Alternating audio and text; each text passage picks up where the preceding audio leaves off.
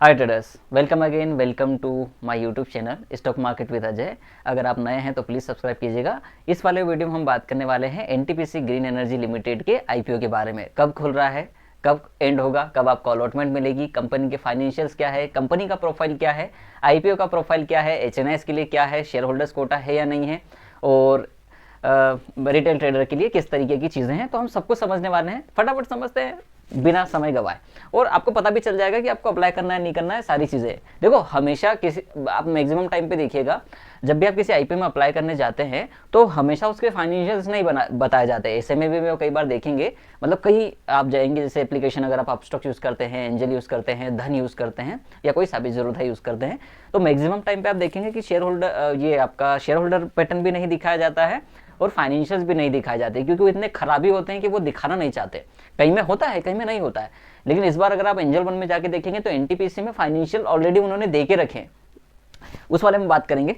पहले तो हम कंपनी के बारे में बात कर लेते हैं। जो एनटीपीसी ग्रीन एनर्जी लिमिटेड है, ये फुल्ली ओन सब्सिडरी है एनटीपीसी की। एनटीपीसी आपने सुना होगा, जो कंपनी ऑलरेडी लिस्टेड है उसके सब्सिडरी है। They are largest renewable energy public sector enterprises. देखो, ये इंडिया की सबसे बड़ी ग्रीन एनर्जी कंपनी है, क्योंकि 60 गीगावाट की इसकी कैपेसिटी है, और ये हर तीनों तरीके की सोलर एनर्जी निकालती है। जैसे सोलर पैनल से भी निकालती है, हवा से भी निकालती है, और हाइब्रिड भी निकालती है। इसके अलावा ये हाइड्रोजन भी बनाती है। ग्रीन हाइड्रोजन आपने सुना होगा अगर आप नाम, तो वो वाला काम भी इनका है। 6 स्टेट्स में है और बहुत सारे इनके प्लांट्स है। तो जो एक रिस्क फैक्टर होता है कि किसी पर्टिकुलर लोकेशन पे कोई दिक्कत हो जाती है, तो इनके बिजनेस पर कोई प्रभाव नहीं पड़ेगा, नेगेटिव वाला इम्पैक्ट नहीं आएगा। तो ये एक अच्छी चीज़ है इसके लिए। बाकी हम कभी बात करेंगे इसके बारे में खुल के, जब हम ये लिस्ट हो जाएगा, इसके बाद हम थोड़े एक आध महीने बाद बात करेंगे इस कंपनी पे। क्योंकि रिन्यूएबल एनर्जी में 3 एक कंपनी है, जैसे प्रीमियर एनर्जी है, एक एनटीपीसी ग्रीन है, और इसके अलावा एक कंपनी मैंने आपको ऑलरेडी आईपीओ बताया था, उसका शायद मुझे उसका नाम याद नहीं आ रहा, वारी एनर्जीज। वारी ग्रुप के तो सारी कंपनी, मैक्सिमम कंपनी उसी में है। तो 3-4 कंपनी है जिसका हम कंपैरिजन करेंगे बाद में। यहाँ पर देखेंगे 19 नवंबर को ऑफर स्टार्ट हो रहा है, 22 को एंड होगा, 25 को अलॉटमेंट होगी, और 27 नवंबर को इसकी लिस्टिंग हो जाएगी। अब यहाँ पर देखेंगे रिटेल कैटेगरी के लिए कितना मिनिमम इन्वेस्टमेंट, मैक्सिमम इन्वेस्टमेंट है, तो वो आप समझ लीजिए। रिटेल में जो देखो, बिड प्राइस तो सेम ही रहेगी, 102 रुपये से 108 रुपये के आसपास फ्लोर प्राइस, और टॉप प्राइस, कैप प्राइस बोलेंगे आप उसको, 138 शेयर का लोट रहेगा। 10,000 करोड़ का ये इशू होने वाला है। बुक बिल्डिंग है, जब भी रेंज आएगी इसका मतलब है कि बुक बिल्डिंग इशू है। बुक बिल्डिंग इशू का मतलब है कि 2 प्राइसेस के बीच में से या हाईएस्ट प्राइस पर आपको मिलेगा, या जो भी जिस पे भी सबसे ज़्यादा बिड लगेगी, सबसे ज़्यादा आस्क होगी, वहाँ पर बात करेंगे। यहाँ पर भी देखेंगे ऑफर जो टाइप है वो मेन बोर्ड है, एसएमई कंपनी नहीं है, मेन बोर्ड कंपनी आईपीओ है, और रिटेलर को कोई डिस्काउंट नहीं है।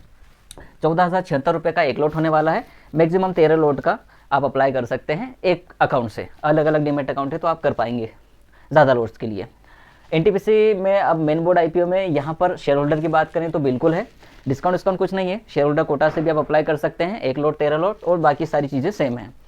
यहाँ पर बात करेंगे एचएनआई कैटेगरी में, लोट ज़्यादा हो जाएंगे, मिनिमम लोट 14 होंगे और मैक्सिमम लोट 33 होंगे, बाकी प्राइजेस सेम रहेंगी और कोई डिस्काउंट नहीं है। फिर एम्प्लॉय कैटेगरी में बात करेंगे तो सेम है, लेकिन एम्प्लॉयज़ के लिए 5 रुपये का डिस्काउंट है। ये बेनिफिट है भाई एम्प्लॉयज़ का, अगर एनटीपीसी का कोई ऑलरेडी एम्प्लॉय है तो वो कर सकता है। 35 लोट मैक्सिमम करेंगे, 1 लोट मिनिमम कर सकते हैं। सेम 138 शेयर का है। यहाँ पर देखिए फाइनेंशियल्स, ये सिर्फ 1 ही साल का फाइनेंशियल है, 2023 और 2024 का।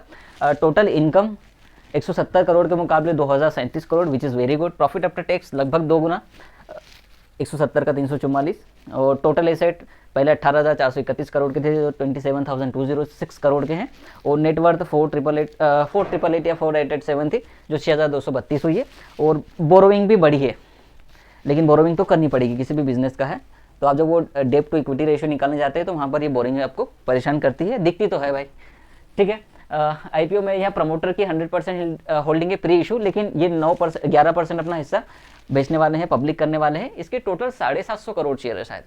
आप इसको देखिएगा, 75, 100, 000, 000 इतने शेयर हैं इसके। आप देखिएगा वहाँ पे, उसमें से कुछ 8 करोड़ 23 लाख शेयर ये बेचने वाले हैं। आप देख लेना एक बार, 75-100 करोड़ नहीं है, कुछ ऐसा ही है, आप देखना एक बार। 7 अरब 50 करोड़, हाँ होने तो चाहिए। अब एक बार देखना, मैं मिस कर रहा हूँ शायद कोई डेटा। ये इसके स्ट्रेंथ आप अगर पढ़ेंगे, the company is among the top 10 companies India में जो हैं, जो इस तरीके का काम करती है रिन्यूएबल एनर्जी में। जून 30 की बात कर रहे हैं हम लोग। और promoted by NTPC limited which is extensive experience in executing large scale project, बिल्कुल सही बात है। Long term relationship width of takers and suppliers and financial strength. अगर ये एनटीपीसी की कंपनी है तो वो कंपनी काफ़ी समय से मार्केट में है, बहुत बड़ा पोर्टफोलियो उनका, बहुत ज़्यादा पैसा है उनके पास, बहुत ज़्यादा समय से है, तो दे हैव एक्सपीरियंस, पैसा है और क्लाइंट्स भी हैं, आप बोलें कि भरोसा भी है, ट्रस्ट भी है, ट्रांसपेरेंसी है, तो इसके लिए ये कंपनी की ये स्ट्रेंथ है वो। और वैसे मैंने बोला कि टॉप कंपनीज में आती है, इंडिया की सबसे बड़ी है 60 गीगावाट के हिसाब से, तो टॉप 1 होगी मेरे हिसाब से।